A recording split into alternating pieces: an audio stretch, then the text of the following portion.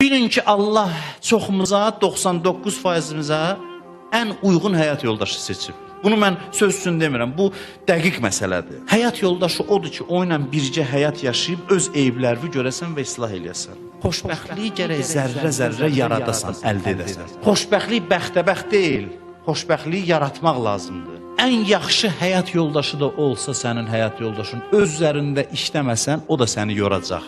O qədər adamlar tanıyıram ki, gözəl ailəsini tərk edib, gedib bir dənə, üzr istəyirəm, yırtıcı ilə yaşayır. Çünki qurdun öhdəsindən qurd gələr. Bu, o mülayim insana yorur onu, bezdirir. Xasiyyətdə olan nöqsanlar rəhmətdir, Allahın rəhmətidir. Qarşı tərəfin nöqsanları. Ona səbr eləyib inkişaf eləməlisən. Onun nöqsanları, eybləri sənin inkişafın vasitələridir. Yaxşı həyatı qurmaq lazımdır, lotereya deyil.